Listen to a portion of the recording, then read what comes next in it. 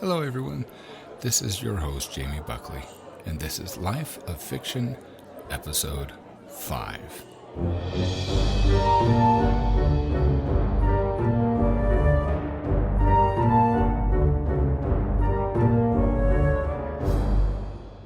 I saw a special opportunity this week and, well, I seized the moment. It's not that special.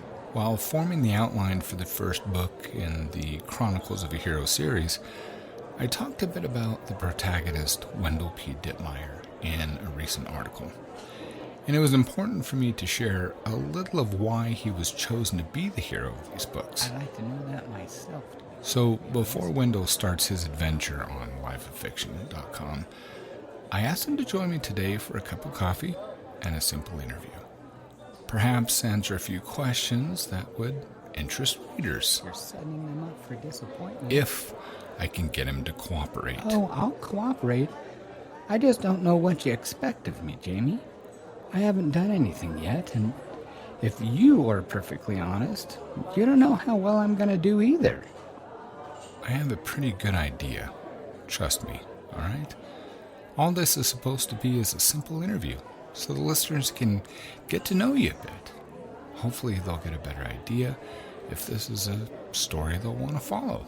So this is a marketing tactic? No, well, maybe. I mean, I was just thinking of this as being a bit of fun, actually.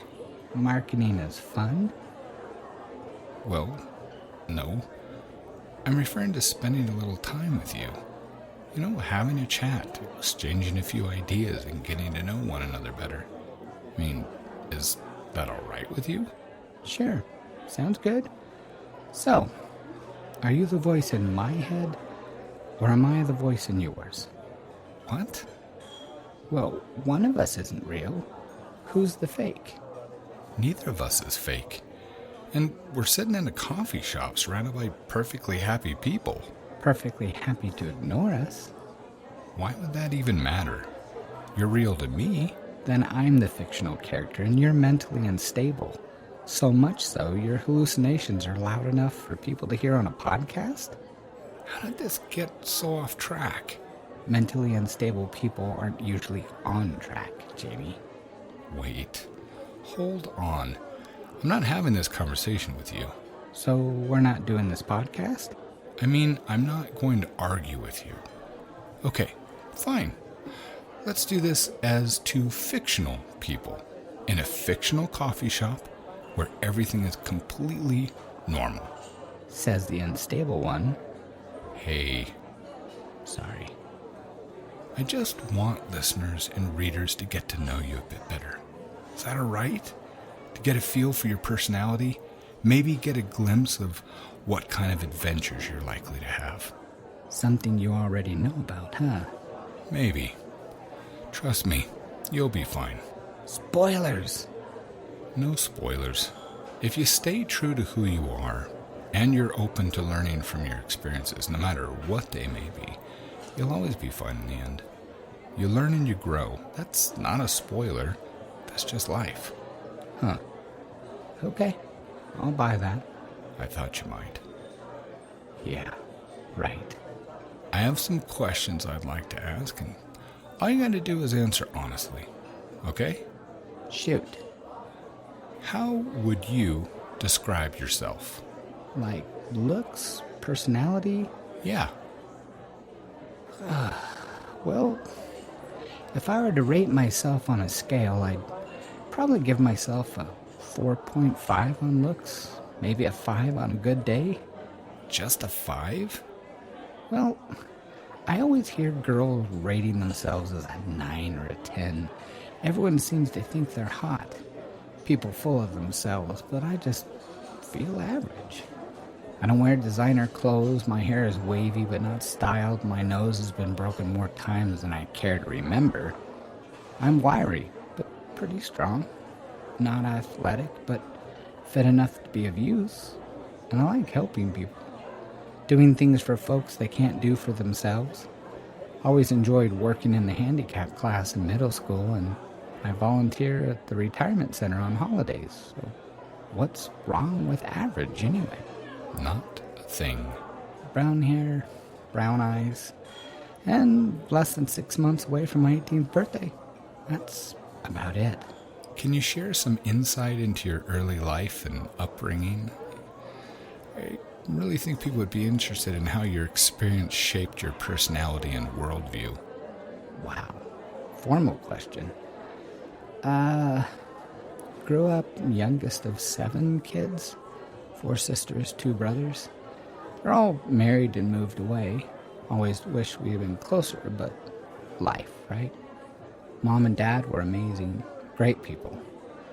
Then Mom decided to go see my Nana in Oakland, California, and on the way home, she fell asleep at the wheel.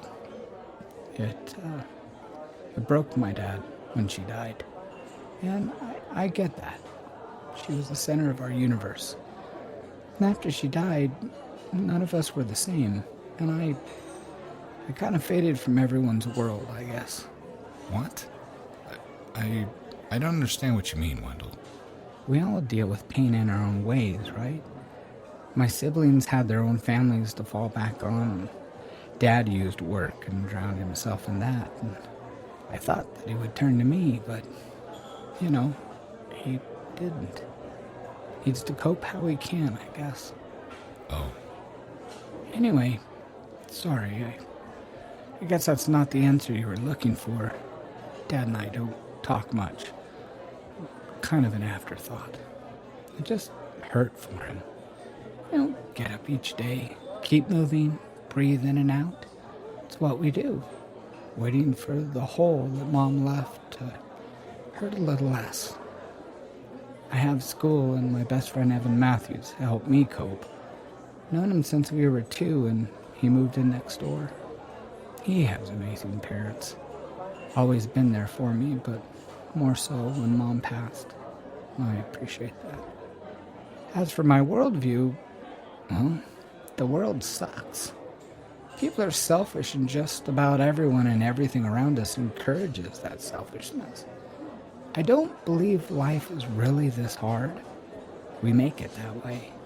And I say that because, we've had really hard times as a family, but my mom always chose to be happy. She always refused to be happy later. She wanted and chose to be happy all the time and loved people along the way. She always smiled. She always was kind to others, no matter how they treated her. How did that affect the way you look at life? I thought a lot about some of the things that she taught me when I was younger. And I think the world can be a better place than it is. But too many people are scared to stand up and do things on purpose, with purpose. She made me want to be more. To be the kind of person who can stand up, even if it's only long enough to give someone else the courage to stand up too. I'm finding out that's a lot harder than I thought. You have to be okay with yourself, being flawed. Because people are going to fixate on those flaws and use them for weapons against you. But if you accept those flaws, not as absolutes, but as you are right now, with the option to change over time, those weapons lose most of their sting. Huh. That's insightful for a 17-year-old. Mom and Dad didn't raise stupid kids. I can see that. What are your current dreams and aspirations? Is there something specific you're striving to achieve or a goal you're working towards? A car would be great. A girlfriend would be even better, but I won't hold my breath. Honestly, I'm not sure. My life isn't what I thought it would be. And most days, I wish I could just get out of here. Run away and start over. Another question. Are there individuals or stories that inspire you? Well, I'm a huge fantasy buff. I know it's not real life, but I love things like Dragonlance and Hitchhiker's Guide to the Galaxy. Movies like Big Trouble in Little China. That's one of my dad's favorites. And I used to enjoy comic books, but that is until Disney destroyed it all with Marvel.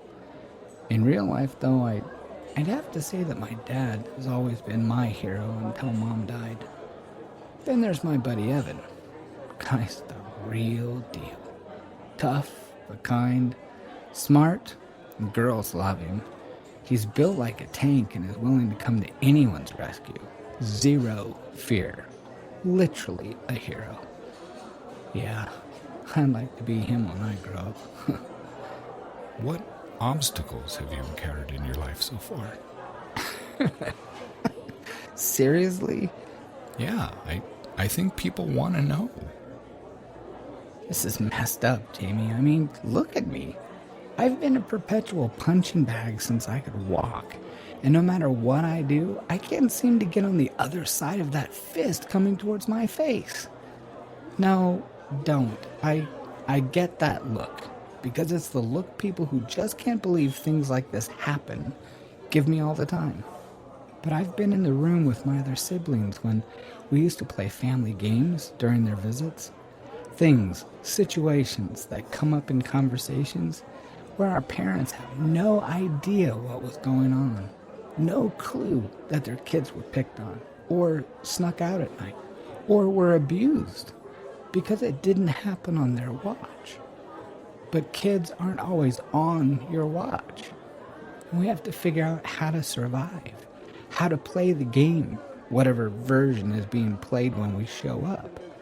And that forces us to adapt, to adjust, to compromise, and many times to just take the hits, because if we do anything else, it gets worse. Huh. Well, how would you like to affect change in that aspect of your life? I'd like the ability and power to stand my ground for once. To stand up to a bully, any bully, and not have to get pounded into the ground just for thinking about resisting, but to plant my feet and be able to say no. Not just for myself, but for people like me. Heck, for people not like me, who have it worse than I do. Because this is wrong. No matter how you look at it, this crap part of life is just plain wrong. You know, one of my closest friends once said, "You can get through life much easier with a kind word and a bat than a kind word alone." I believe him. You will. What? Nothing. Last question. Is there a part of you that yearns for something greater or more exciting in your life? Duh. Don't my answers scream that? If I could wave some magic wand, I'd wish for the chance to fix some of the mistakes I've made in my life so far. And honestly, except for hanging out with Evan, I don't want to be here anymore. Living here, being a high school speed bump, isn't living. It's just existing. There has to be more out there, somewhere. But I'm convinced at this point that the universe just hates me. Or I'm its comic relief. Trying to keep my head down, but Jeffrey keeps finding me. Jeffrey? My nemesis. Has been since grade school. And the older we get, the worse the encounters. I'd like to serve him something he deserves and then skip town and never come back. That would be the perfect day. Well, I'll talk to the universe and see what I can do for you. Seriously? Seriously. I get the bully garbage. I really do. Thank you. I'd appreciate that. You kept your end of the bargain, and I appreciate this conversation, Wendell. For those listening, thank you for joining our conversation, and I'd like to encourage you to sign up for a weekly newsletter over at lifeoffiction.com. Thank you, Wendell, and we'll see you again next time, and remember, you are more than you think you are.